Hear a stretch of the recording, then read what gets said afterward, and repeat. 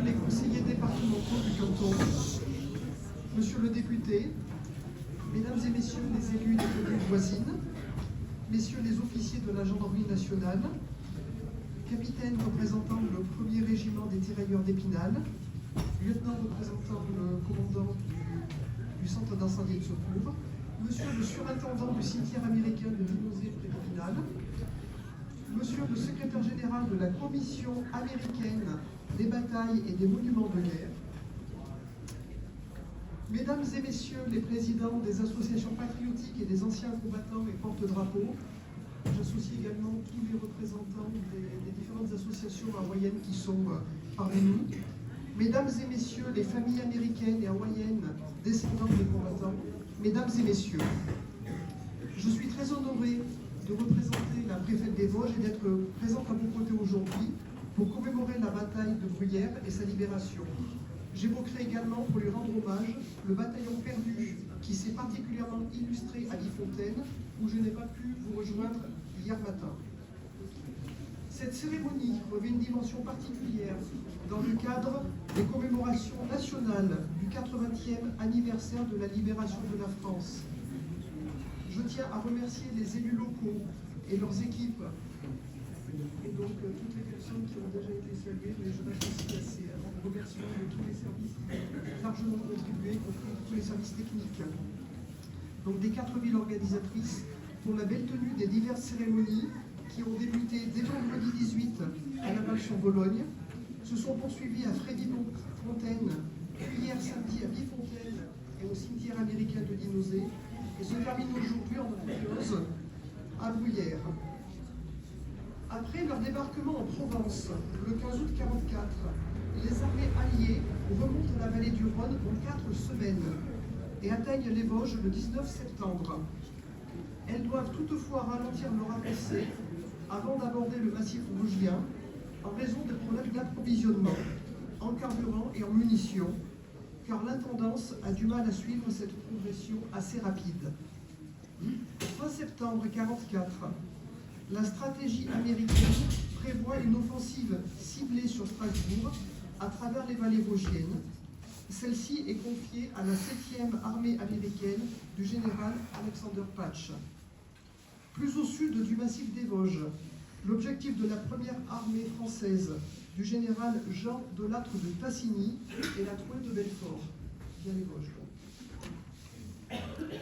Au même moment, la stratégie allemande est très claire. Empêcher à tout prix les Alliés de s'approcher de la frontière du Reich, située à l'époque sur la crête des Vosges, côté Alsace, et sur les rives de la Moselle, côté Lorraine. La Wehrmacht dispose de l'avantage du relief montagneux et boisé des Vosges, permettant de préparer des barrages fortifiés dans les vallées, et bénéficie également d'une météo précocement hivernale, avec des pluies incessantes et un brouillard épais qui favorise leur défense. On a pu s'en rendre compte il y a quelques minutes dans la vallée, dans la forêt de Leydré. Bruyères occupe une place stratégique, car c'est l'un des points d'entrée de plusieurs vallées conduisant vers l'Alsace. La petite ville est entourée, comme on le voit, de 5 collines boisées, culminant à 600 mètres d'altitude, qui sont fortement défendues par les canons et les mitrailleuses ennemies. La bataille de Bruyères et alentour se déroule pendant la seconde quinzaine d'octobre 1944. Celle de Bruyères se termine le 20 octobre, avec la conquête de toute la ville et le contrôle de toutes les hauteurs environnantes. Les bombardements allemands sont terminés et la population peut enfin se répandre dans les rues pour exprimer sans crainte sa joie. Les dégâts sont très importants. Durant la bataille, 15 000 tirs d'artillerie ont été lancés sur Bruyères, détruisant partiellement ou totalement près de 350 maisons, tuant une vingtaine d'habitants et blessant environ 500 autres. Après 4 années d'occupation allemande, les habitants de Bruyères n'oublieront jamais les soldats américains, notamment d'origine japonaise, qui ont libéré leur ville. Comme il est écrit sur le monument commémoratif dans la forêt d'Eldeirey, en hommage aux soldats américains, la loyauté au pays ne s'exprime pas par l'origine raciale.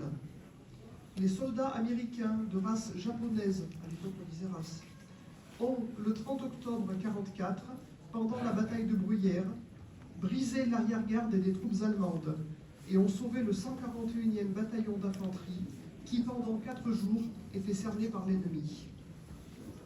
En effet, la bataille de Bruyères inclut également le sauvetage du bataillon perdu du 26 au 30 octobre sur la commune voisine de Bifontaine. Afin de délivrer le bataillon texan, le 141e régiment, pris au piège par les troupes allemandes dans la forêt de Bifontaine, le 442e régiment d'infanterie américaine, composé de soldats nippo-américains et le 100e bataillon venu des îles Hawaï, furent envoyés pour les délivrer d'un grand danger. La bataille de Bruyères est considérée comme l'une des 10 plus grandes batailles de l'histoire des USA, et à ce titre, un tableau représentant les combats pour le bataillon perdu orne les murs du Pentagone à Washington, D.C. Hawaï rentrera officiellement dans l'Union américaine comme 50e étoile le 21 août 1959. Au final, toute unité confondue, américaine, française, il y a eu aussi pas mal de résistants, et allemande, auront laissé à Bruyères et Bifontaine environ 16 000 tués ou blessés. La France est reconnaissante à tout jamais envers ses soldats hawaïens et américains qui se sont sacrifiés pour elle.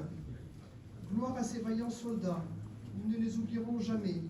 We always remember.